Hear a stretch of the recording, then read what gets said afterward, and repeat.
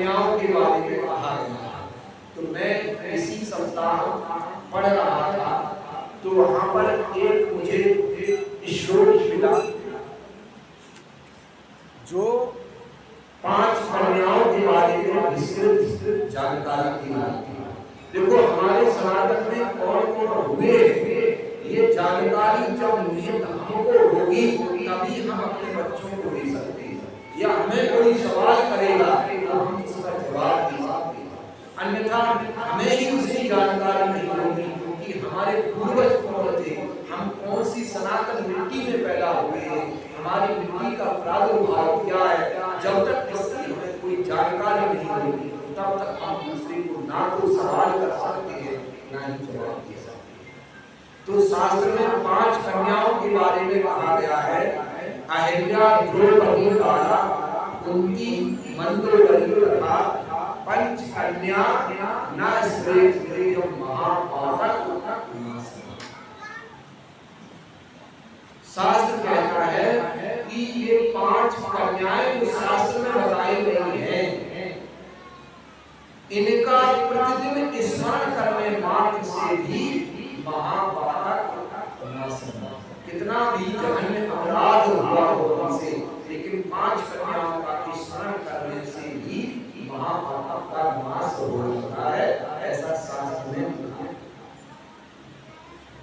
अब प्रश्न यह उठता है कि अहिल्या, द्रौपदी, तारा, कुंती, मंदोदरी, ये पांचों की पांच कन्याएं तो नहीं, सबकी शादियां हुई, जबकि हमारे सनातन में कन्या का दर्जा जो दिया गया है वह 10 वर्ष से नीचे की जो बालिकाएं होती हैं उनको कन्या कहते हैं। अब शास्त्र इनको कन्या कह रहा है, तो इसका कारण क्या है? या इनका चरित्र ऐसा रहा होगा। कन्या का मतलब होता है कि जो निष्पाप हो, निष्कलंक हो, जिसके जीवन में बिल्कुल निडरता हो, ऐसा चरित्र कन्या की संज्ञा में। तो अहिल्या का चरित्र आज जितना हो सकेगा समय के अनुसार वो उतना ग्रहण करेंगे, छूट जाएगा तो अगले सेशन में रहेंगे। बहरहाल हमको अहिल्या का चरित्र कितना पवित्र चरित्र है और इतना विस्तृत चरित्र है कि इस चरित्र के ऊपर एक 9 दिवसीय कथा भी कही जा सकती है। लेकिन कभी परमात्मा ने सौभाग्य दिया और इच्छा को स्वीकार किया तो कहीं 9 दिवसीय कथा का आयोजन अगर हुआ तब फिर हम 9 दिवसीय कथा पर विस्तार में चर्चा करेंगे। अभी क्या महत्व है उसके बारे में बता करके हम थोड़ा छू करके सब्जेक्ट को आगे चलेंगे। अहिल्या के विषय में सभी को मोटा पता होगा कि जो अहिल्या थी यह ब्रह्मा की मानस पुत्री।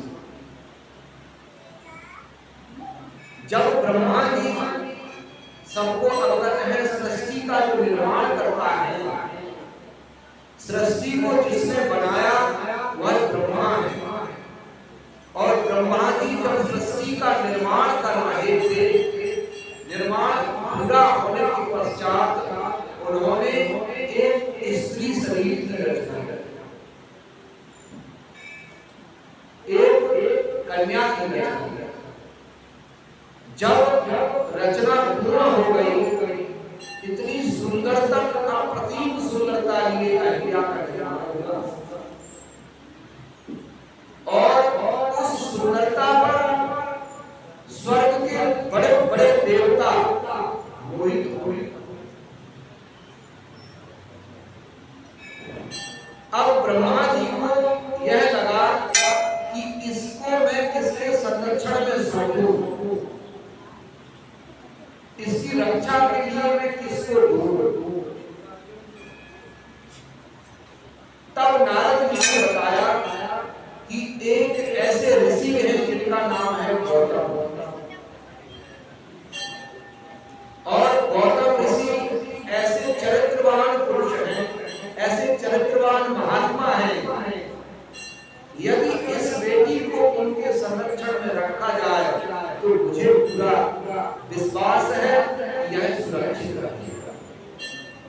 तब ब्रह्मा जी ने गौतम ऋषि को वह कन्या सौंपी और निरंतर गौतम ऋषि की सेवा में अहिल्या मां लग गई।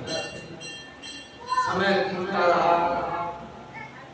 जब ये बड़ी हो गई तो एक दिन ब्रह्मा जी का वहां से निकलना हुआ। तो ब्रह्मा जी अब सोचने लगे कि इतनी अच्छी तरह से जिस ऋषि ने एक लेश मात्र भी बेटी के प्रति या स्त्री के प्रति कोई संवेदन, कोई मोह नहीं, कोई स्नेह नहीं, कोई गलत विचार नहीं इस महात्मा के मन में, ऐसा ही पुरुष हमारी अहिल्या होगा। तब उन्होंने ऋषि से बहुत अनुनय विनय की और अंत में गौतम ऋषि मान गए और अहिल्या का विवाह गौतम ऋषि के साथ कर दिया। अब इधर जो सबसे बड़े देवता थे इंद्र को बहुत परेशानी हुई, क्योंकि इंद्र अहिल्या के स्वरूप पर बहुत मोहित थे और उनको पूर्ण विश्वास भी था कि कभी न कभी ब्रह्मा जी, क्योंकि वे स्वर्ग का राजा, इंद्रासन का राजा, और कभी न कभी ब्रह्मा जी इस बेटी का विवाह हमारे साथ ही करेंगे, ऐसा उनके मन में एक विचार रहता है। लेकिन हुआ यूं कि कभी गौतम ऋषि के साथ अहिल्या का विवाह हुआ। अब इंद्र कुपित हो गए,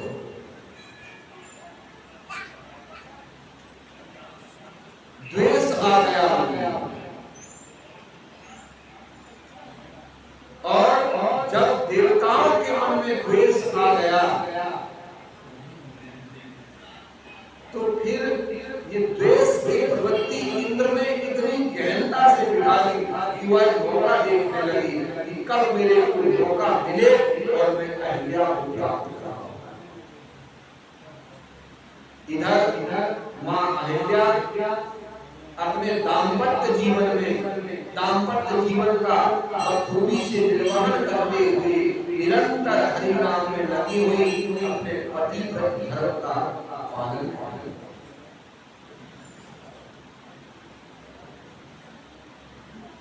और एक दिन ऐसा हुआ कि इंद्र ने चंद्रमा को राजी कर दिया। चंद्रमा भी देवता है और चंद्रमा को राजी कर दिया। इंद्र ने कहा कि हे चंद्रदेव, मैं यह आपसे विनती करता हूं कि मेरा एक मैं दुष्कर्म करने जा रहा हूं और मेरा दुष्कर्म में आप साथ हो।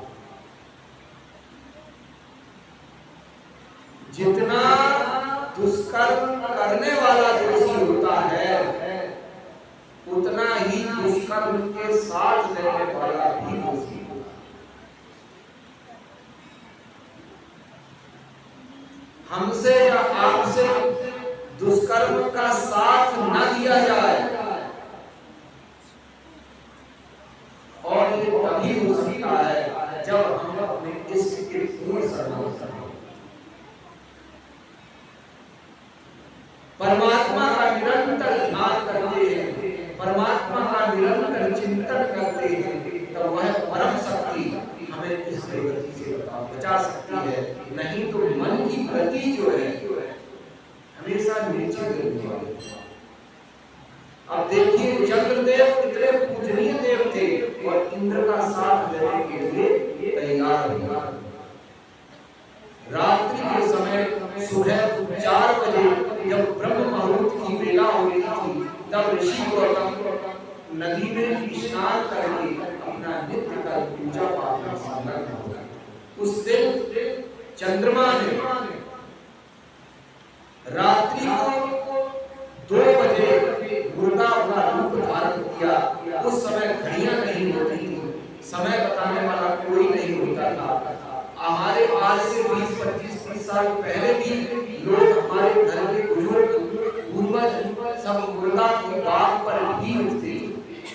गांव में घर में कैसे होता था, तो जैसे ही मुर्गा ने बात लगाई, ऋषि ने समझा भोर हो गई है और अपना कमंडल लिया और विश्राम करने चले। कथा लगभग सबको परिचित है। इंद्र आते हैं ऋषि का रूप बना करके और माता अहिल्या का शील भंग करते हैं, छल करते हैं उनके साथ। तत्क्षण ऋषि को वहां पर आकाशवाणी होती है और ऋषि पुनः लौट करके इंद्र को श्राप देता।